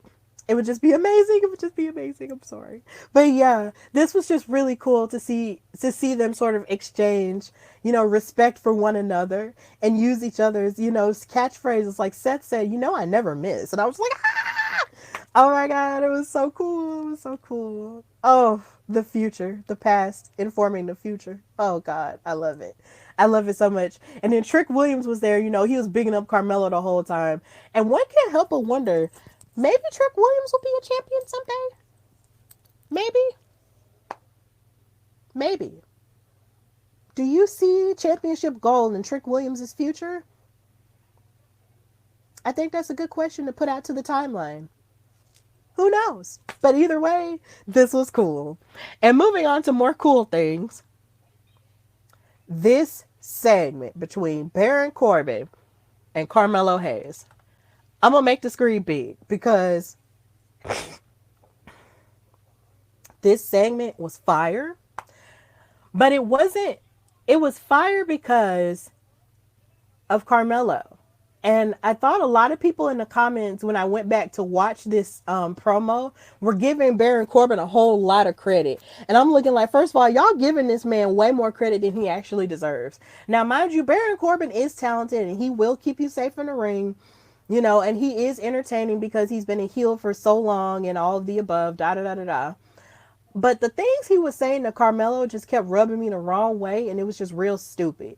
Because he was just bragging about how when he changed his character to Happy Corbin and how it you allowed him to buy $1 million house and stuff like that. And I'm just sitting here like, okay, you're talking about that $1 million house and everything it was able to do for you money wise.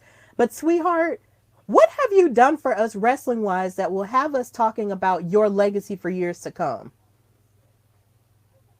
I'll wait. Yeah. Okay. And what's so funny was he was just being so reckless with Carmelo. And then Carmelo, God bless him, was popping off on him multiple times. He said, look, at the age of 26, I was here in NXT and I won my breakout tournament. I won the breakout tournament and got my contract and won my first title at the age of 26. And at 26, you, Baron Corbin, got cut from the Arizona Cardinals because if you may or may not know, Baron Corbin used to play for the NFL, but he got cut. So I guess he just decided to try wrestling instead after that point. But either way, you got cut from a football team at 26 years old. Now, Carmelo also proceeded to say that this may be the house that you guys built in the old black and gold era, but this is my house now. And I done built a couple of rooms. I done put in a couple of windows and I've even put on a new roof because I've torn that bitch down so many times. And I was just like, talk to him, Carmelo. And this spoke to something here because something that happens a whole lot, which does get on my nerves, and I'm going to talk about it right now. Something that gets on my nerves a whole lot is that we compare this era of NXT to the past era of NXT so much as a wrestling community that we almost sort of make the whole 2.0 era invisible and you want to ignore it like it didn't happen. And then you want to talk about this part of NXT, which isn't 2.0 anymore, but it's like a good little mixture between the black and gold and the 2.0. It's like you barely want to pay attention to that. And it frustrates me. And it's just really frustrating because you can't just pick and choose the parts of NXT you want to validate. No, you need to validate all of it. You need to validate the parts from FCW to NXT Black and Gold to NXT 2.0 because they did still have great matches on there. It just wasn't what you were used to. That's the problem. It just wasn't what you were used to. And because it wasn't what you were used to, and because us wrestling fans are very hesitant to change, it was just all like, oh, well, it's not what we used to know and da-da-da-da, so it's not NXT no more. I don't watch it no more. You've missed out. Because during the 2.0 NXT was where characters like Carmelo Hayes and so many other people that we see now were able to flourish.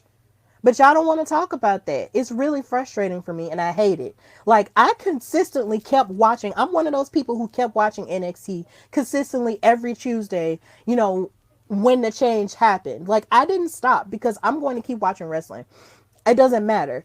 So it's just like, yo, give this stuff a chance. Give it a chance and don't just throw it away just because it's not what it used to be. Okay, there are a lot of things that aren't what it used to be.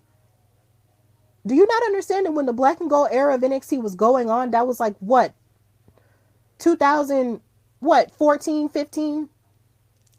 Maybe 2014, 15, 16. That's when that was going on. It is 2023. It's 2023. Things are going to change. People are going to change. Stuff is going to change. But as long as I feel like if you truly, want to see who's going to be the future of the wrestling business, look no further than NXT because they do good stuff. And Carmelo is actually one of the number one prospects. And I'm not just saying that because, oh, well, he's my fave and I'm not just saying that because, I think he's cute or whatever. I mean, yeah, he's cute. He's handsome, whatever. I'm saying that because it's true. This man is talented. I have seen this man wrestle down with the best of them, wrestle down with Roderick Strong, wrestle down with Ricochet, wrestle down with every freaking body he's in the ring with. This man does not have a bad match. So I don't know what it is that people have against this era of NXT, but y'all really need to stop it. It's getting weird and I'm just tired of it. It's just getting really weird and I'm sick of it because this era of NXT is still doing good things. Just because it's not full of all of the stuff that you liked about wrestling during the whole what it was doesn't mean that it's still not good. The stuff still is good. Like, please watch it and give it a chance. And what Carmelo was saying here, you know, he gives respect and credit where credit is due. Baron Corbin was a part of that batch of the Black and Gold NXT. But what he did with it outside of being, you know, the lone wolf and then being a constable and being, you know, a do boy for the authority and all that other stuff. I mean, yeah, he did good character work. But when it comes to accomplishments, they're very few and far between.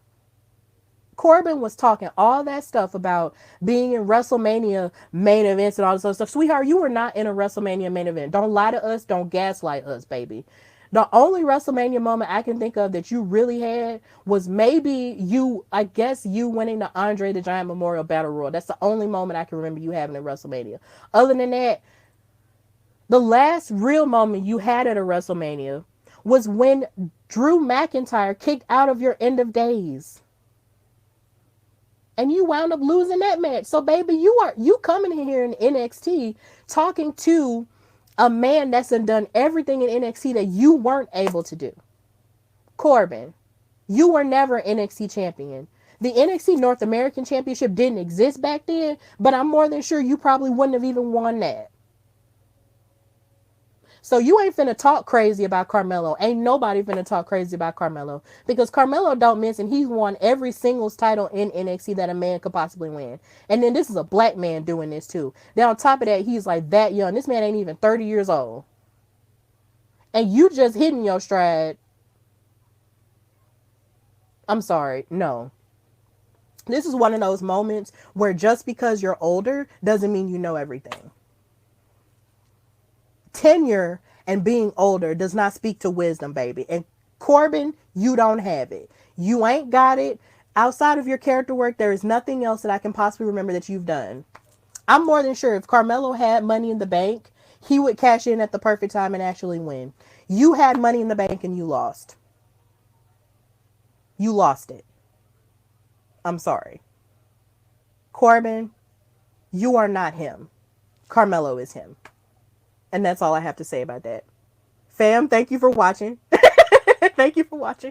Thank you for watching. But yeah, like, no, you're not him. Stop it. But moving forward with the rest of what I liked in wrestling this week, I want to give a spotlight to WoW Superheroes. I know this is running kind of long, but I just have to talk about what I liked in wrestling. And it's been a minute. WoW Superheroes has been operating on a really great level. And I'm so happy to even be a little bit of a part of it through Women's Wrestling Talk because we consistently cover them every week with our after show with Katrina and Emily May. Please check it out on Mondays or later if you haven't already. This match between Tormenta and Princess Aussie was fire. It was really fire. And I believe this is yet another scenario where people aren't giving it a chance just because it doesn't look like either what it used to or it doesn't look like what we're used to seeing from women's wrestling as it has evolved or whatever. But just because these characters are a little bit different, you know, and the show is a little bit different, does not mean that the quality of the athleticism isn't there.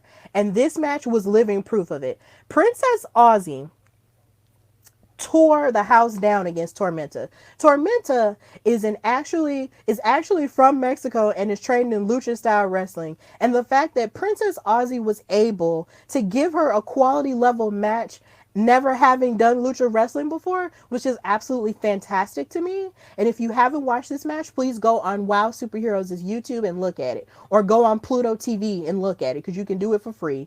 It is so good. It was so good. And WoW Superheroes has just been doing a phenomenal job with their women's talent.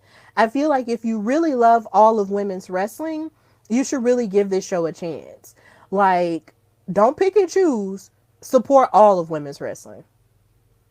I understand that it might not necessarily be your cup of tea, and that's valid. But at the same time, just give it a chance. Give it a chance. Because the work that those women do is fantastic. And then WoW is getting put on for a second season, and I'm so happy and so proud of them for that because their show's getting canceled left and right due to the writer's strike and so much stuff like that. So the idea that WoW was able to survive, you know, even though it's on syndication and stuff like that, I'm really glad that it's got put on for a second season and we get to talk about it a whole lot more because the action that these women give, it's really good. It's bar none. It's really good. So yeah, it's cool. Princess Aussie and Tormenta did the dang thing. So please check it out. Also, Penelope Pink, the WoW World Champion, she's been missing in action. And on Twitter, she told me it's because she's an attraction. And I get it because, of course, Roman Reigns does the same thing. So, uh, Penelope Pink, hasn't been on WoW television lately, but it's because she feels she's an attraction. But next weekend, she will be on and she will be fighting Candy Crush. So, she's a really talented wrestler as well. So if you haven't had a chance to see her work on WoW, please check that out.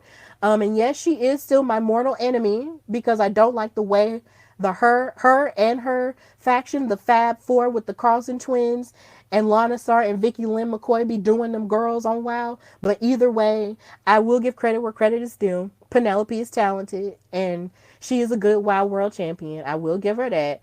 But we just don't see her as much. And I low key want to see her more.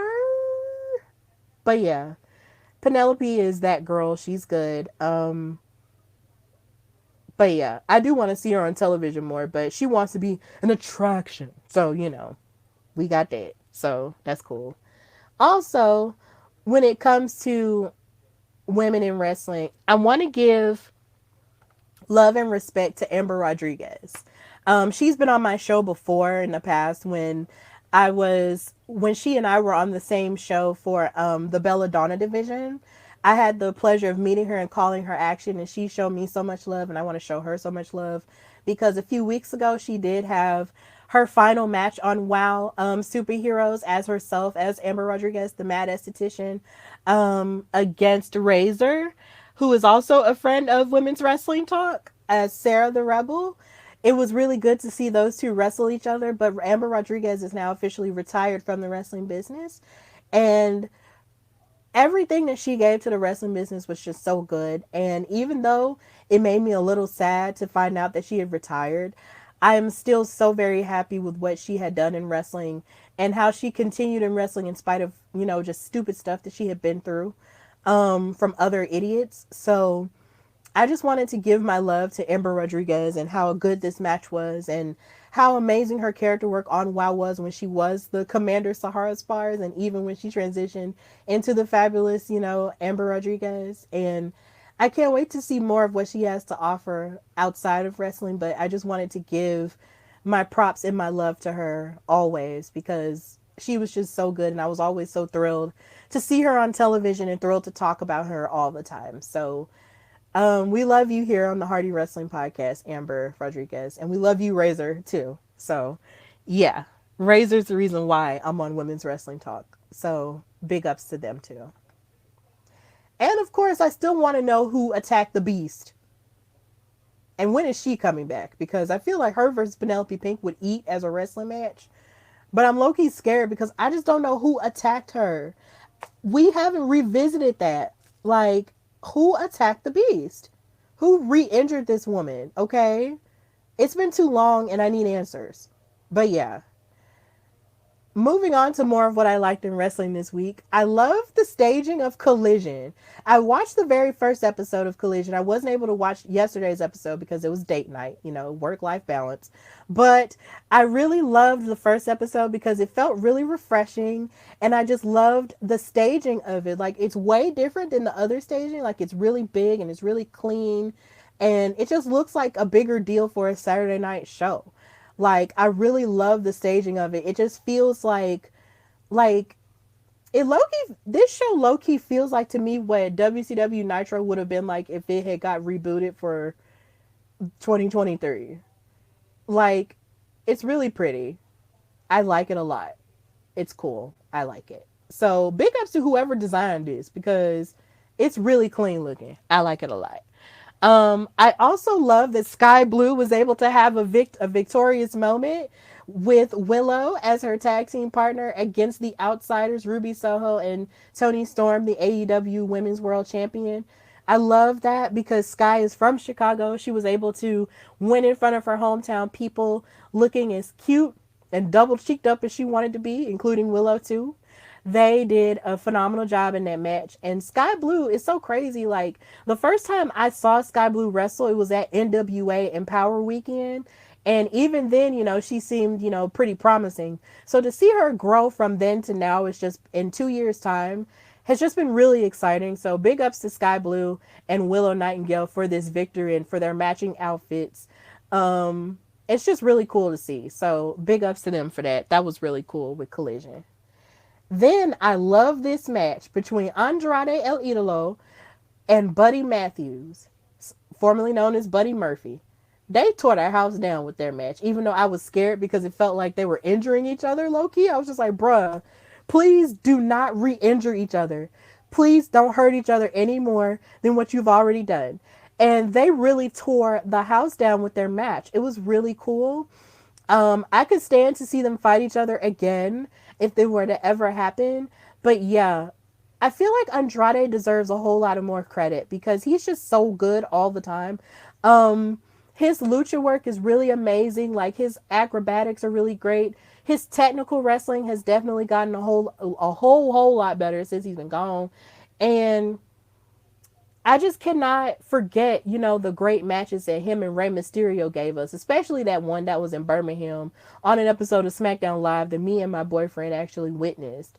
Like, this man has been great for so long, and I feel like he deserves to be treated like it. Like, Andrade really is that dude, and he just deserves more credit. And I just loved everything about this match, especially him using his wife's finishing submission, the figure eight. Oh my God, this popped me so hard. I could not deal. I love love. I love love in wrestling, and the fact that he used the figure eight was just so amazing. I was just like, oh my God, love. Now, if only we could just get Montez to do the KOD. That would be fire. Oh my God, I would lose it. I would pop so hard. And then you also had Buddy. Oh, wait, no. I've moved on to the next thing.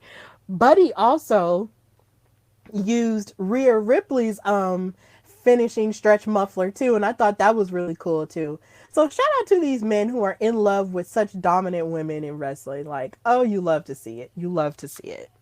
So moving forward, another thing that I found really interesting about Collision was the fact that Wardlow lost his TNT title for the umpteenth time to Luchasaurus. And then not only did Luchasaurus win the title, Christian Cage was with him, and he took the title and he was celebrating with the title like he won it. And I'm just like, now I understand you're doing the heel thing, but what made me mad was just the fact that, sweetheart, you may have interfered, on behalf of Luchasaurus, but you did not do all of the work. So you posing with this belt and acting like you don't want the thing is very problematic for me. And I'm going to need for Luchasaurus to step up and not be weak in the knees. Don't be weak in the knees. Stand up, Luchasaurus, and take your title that you won that has your name on it now. Okay, you won it, so you celebrate with it. Don't take that treatment from Christian Cage. Stop it.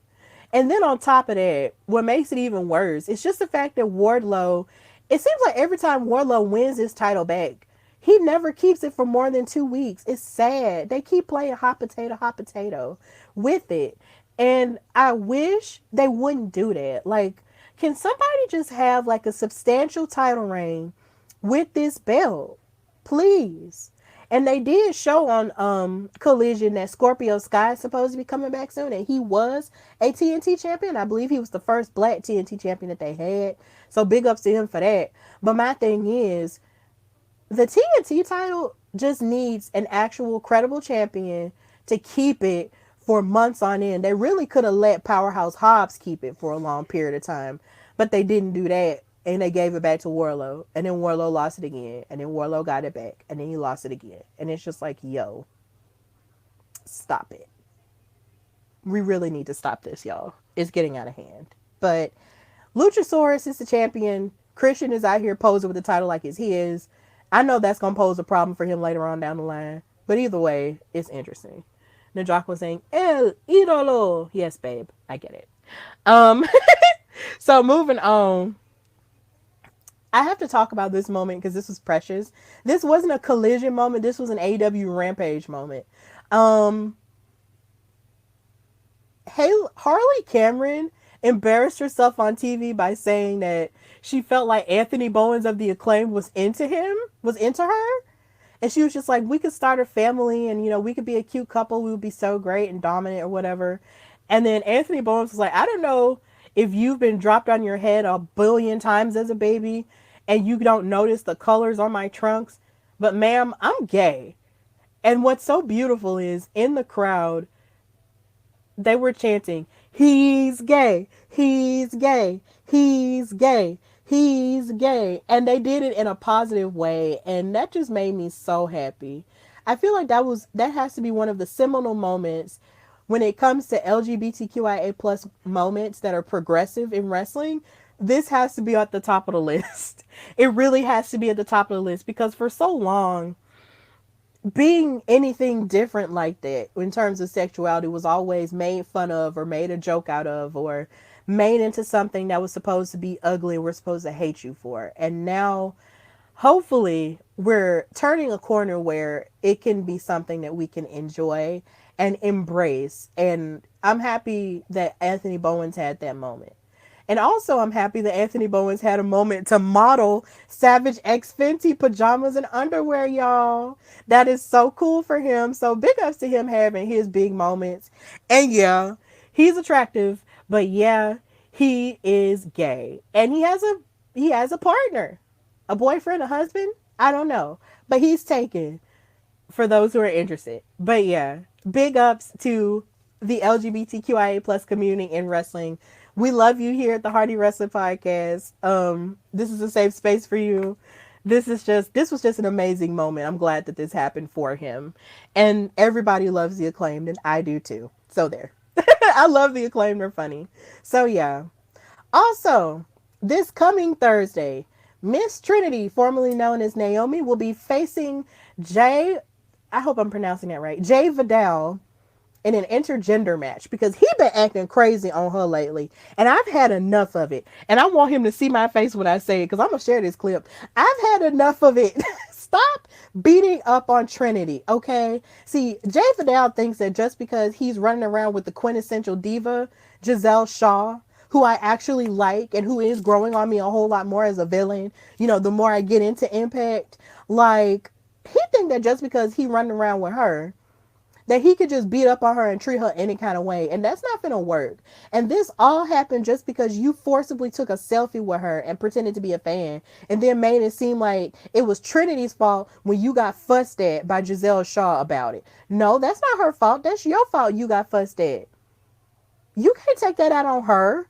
It's not Trinity's fault that she's a celebrity and that she's that girl and you couldn't help yourself. Don't do that to her. Do not do that to her. And then the fact that you clotheslined her during her tag team match with Deonna Purrazzo versus your two girls, I hated that. So this is why this match is taking place. But I really hope that Trinity does beat the brakes off of this boy because Boy Jay, he is not good people. He's not good people at all. You are not a good person. And then you're even more not of a good person, not only just because you fake, because you was smiling up in Trinity's face, but just because of the fact that you hit her. No, that's not right. I understand this is wrestling, but that's still not right. In the street, do you not understand what would have happened to you if somebody saw you hit a woman like that? And here in Alabama, we don't play that. We would have pulled you off of her and probably beat you up ourselves. No, we don't play that. We don't play that here. No, we're not doing that here. That's not okay. So, Jay, Boy Jay, you about to get it. And I'm excited to watch this. So, big ups to Trinity and all that she's doing in Impact Wrestling. And I hope that she becomes a Knockouts World Champion. Because it's been forever since she's had singles goals. So, y'all know what to do. But yeah, that's something I'm excited about. And yeah, like I said, Giselle is growing on me as a heel. She's really growing on me. So yeah, that's cool. Now to move into what I liked about SmackDown.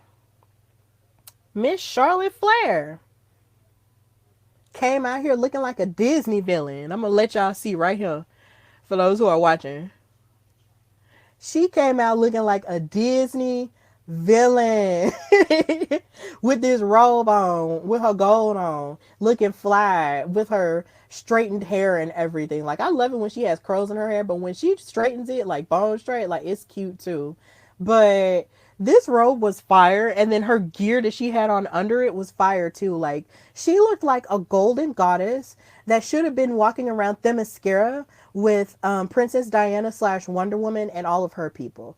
She looked absolutely amazing here. And then she even looked more amazing during her match with Lacey Evans when she did the tranquilo pose. Oh my God. Oh my God, I love it. She loves her husband, and I love that for her. Okay. I aspire for married tributes. Okay. One day, Lord Jesus. But yeah, this is just the cutest thing ever. She looked absolutely amazing. And I did kind of wonder why she's fighting Lacey Evans, and that was kind of random, which was a part of the discourse on Vince McMahon changing up the SmackDown card at the last minute. But either way, Charlotte was able to show her dominance here, but then she got attacked by Asuka, who she's going to be fighting for the women's championship in the UK this coming week. So that's going to be interesting. But um I do find it strange that a lot of people really are feeling like Asuka might lose because of history and how it's happened with Asuka and Charlotte when it comes to um them fighting for a title. Because Charlotte, of course, skipped the line in front of Bianca Belair, annoyingly enough, and, challenged Asuka for this new title. And it's just, yo, Asuka just won this title from Bianca Belair at Night of Champions. So for her to be treated as a transitional champion is not something that a lot of people would like. But at the same time, this Asuka is really cagey. She's really crazy, right? So I really feel like the same Asuka that used the mist and whatever tactic she could to beat Bianca Belair for that title might do the same thing to Charlotte. So let's not count Mama Asuka out just yet, okay? Yeah, Charlotte Flair is that girl, and yes, she's looking to be a 15-time champion. But don't just think that just because, she's Miss Charlotte Flair, that Asuka is just going to lay down and just let her have the new title, which I love, by the way. So, yeah, I feel like Asuka will be okay, but even if she's not okay, it's still going to be interesting if Charlotte wins. And then Bianca is going to be watching from the wings because she's been banned from ringside by Adam Pearce, who's just trash to her for no reason. Um, yeah, it's just going to be real interesting to see when all of that plays out this Friday. So, yeah.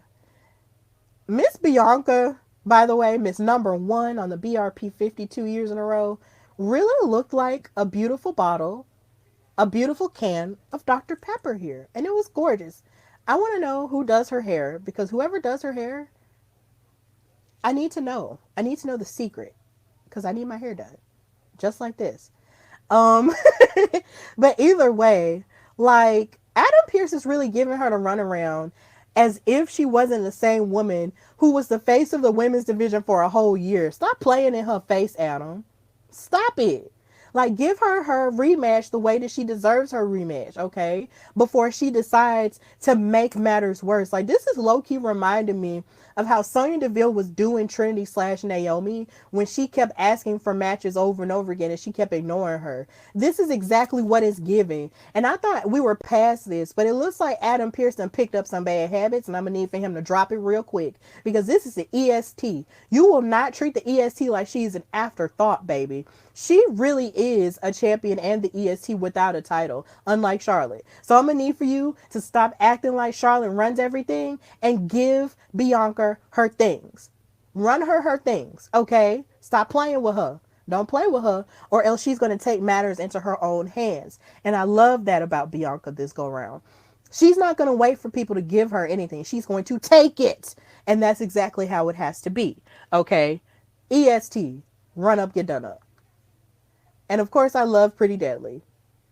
I'm so happy that Pretty Deadly's on the main roster and that they get to challenge for the tag titles that are currently being held by Kevin Owens and Sami Zayn. They get to challenge for those, and they did show up on the Grayson Waller effect, which was interesting for the most part.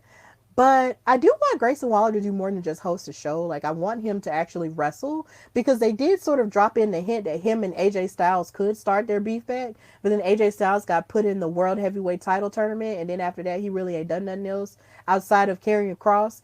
So I don't know. But either way, this segment was cool. And I love Pretty Deadly because they make me laugh. And because they're just really beautiful men that are just, they're just in their gimmick and they really get it and they love it. So I really love it. So yeah. And finally, the bloodline crumbles to pieces. This was fantastic to watch, and I'm not gonna hold you. I have rewatched this segment so many times on TikTok and YouTube and all of the things that you would think that I was having like a binge-a-thon of the whole bloodline story and finally got to this part.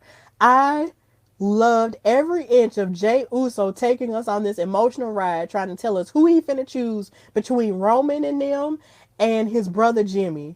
And when he said, and I'm out too, and kicked him in the face, I swear I never yelled so loud. I was so excited for this. And the idea that he chose Jimmy over them, it's just so beautiful because that's his twin brother. And and Roman was so evil that he wanted to turn his cousin against his other cousin, and they brothers.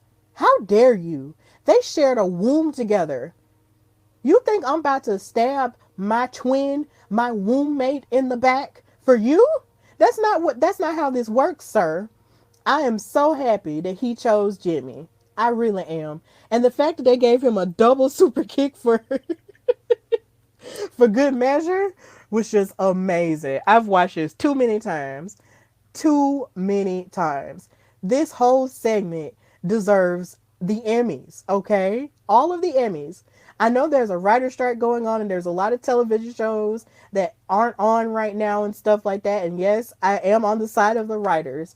But sweetie, since there are no other television shows on at this point, just give SmackDown the Emmy and give Jay his Emmy because he be acting.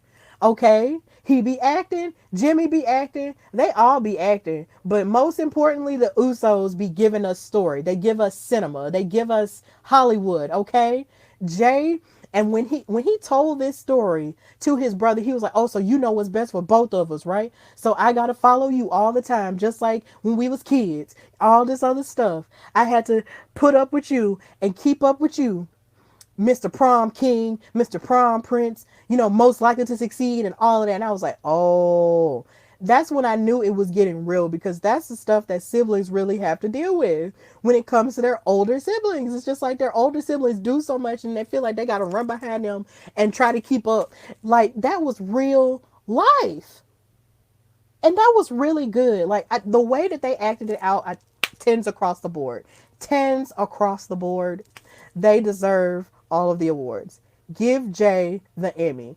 Engrave his real name on it and give him the Emmy. Just give it to him. Just give it to him. I don't care if the Television Academy has to make up a WWE or a wrestling themed Emmy to do it. Give it to him.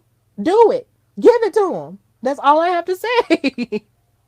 But yeah, on this episode of SmackDown this past weekend, they looked really free. And of course, they are ready to face off against their brother, Solo Sikoa and Roman Reigns and Money in the Bank and the Bloodline Civil War. And I'm ready. Like, I'm ready to see them fight. I'm really ready to see them fight each other. Because when it comes to the Usos, they are the best tag team in all of professional wrestling. I know it's like you have them and you have FTR and you had the Briscoes. Rest in peace to Jay. But literally, Jay and Jimmy are going to beat them because Jay is the only one that has Roman's number. And I didn't fully realize this until I saw a TikTok about it. But Jay has been the one to have pinned Roman Reigns multiple times. So they have the advantage on their side. So I cannot wait to see how this turns out. Money in the Bank is going to be lit between the Money in the Bank matches and Bloodline Civil War. And then this being in London in front of a hot crowd at the O2 Arena, oh yeah, it's going to be lit. We are going to have a time, okay? It's going to be fun. And then you have LA Knight attacking Rey Mysterio. How do you hate this man? You attack Rey Mysterio. You put LA Knight, somebody that we love, in a ring with somebody else that we love. Why did they do this to us? But whatever. Then you had Solo attacking folks behind the scenes, talking about, I'm not in the mood tonight. And I'm just like, I wouldn't be in the mood either. Because you chose Roman over your brothers. Choose your brothers, Solo. How about you do that? Be in the mood to choose your brothers. Do that. But whatever. That was cool too. But yeah, that's all I liked in wrestling this week. It was a whole lot of stuff going on, but I just wanted to address it here on this episode. So now we're going to go to the call to action. So, of course, your girl Stephanie does lots of cool stuff with the Hardy Wrestling Podcast. And on top of being a podcast host, along with being a host with Women's Wrestling Talk, the number one women's wrestling show on the planet, I'm also a writer for Women's Wrestling Talk. I'm also a color commentator and a panelist. And I've been featured on all of those fabulous places that you've seen on this picture with that picture of me. So if you're looking to book me for any shows or book me for any, panels that you've got going on, just hit me through the DMs on Instagram and Twitter at Queen Steph Hardy, or on Instagram and Twitter at Hardy WrestlePod and Hardy Wrestling Podcast, and I will be sure to get in contact with you and we can work it out. My wrestling career is budding and it's growing more and more. So hopefully, you'll see more of me on different shows and stuff as I continue to grow as a Black woman in this wrestling space. So please book your girl. Book your girl, book your girl, book your girl. And also, I have a store. So if you haven't already, visit foryourwear.com and check out the Hardy Wrestling Podcast store, where I have t-shirts such as the Bold and the Bloodline shirt to reminisce on the past of when everything was cool between them. And I also have my Beyonces shirt because, of course, their anniversary just passed. They've been married for 5 years, so shout out to them. They renewed their wedding vows. So if you want to celebrate the greatest love story in all of professional wrestling between Montez and Bianca, please buy the Beyonces t-shirt in all sizes at the Hardy Wrestling Podcast store.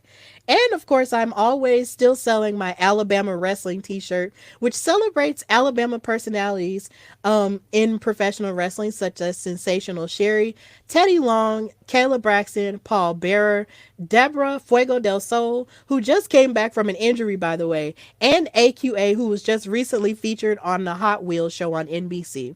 So if you want to buy those, buy the hoodie and the t-shirt in red and black in all sizes, please check out the Hardy Wrestling Podcast store at foryourwear.com/Hardy Wrestling Podcast. So with that in mind, and then of course, if you want to find me, you can also find me, like I said, on the 2 after shows for Women's Wrestling Talk for SmackDown and Wow Women of Wrestling on Mondays and Fridays. So you can bookend with me on the weekends, and when your week gets started, you can listen to what I have to say about Wow Women of Wrestling and the SmackDown after show on Fridays.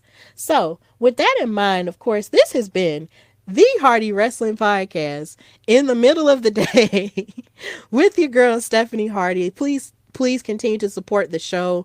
The audio will be up pretty soon. I want to give credit to Spotify with Podcasters and credit to Simon Vision Media for my intro video. And of course, shout out to Wrestle and Flow Josiah Williams for the theme song to this fabulous show and this amazing platform. So until next time, this has been the Hardy Wrestling Podcast with your girl Stephanie Hardy. Bye, y'all.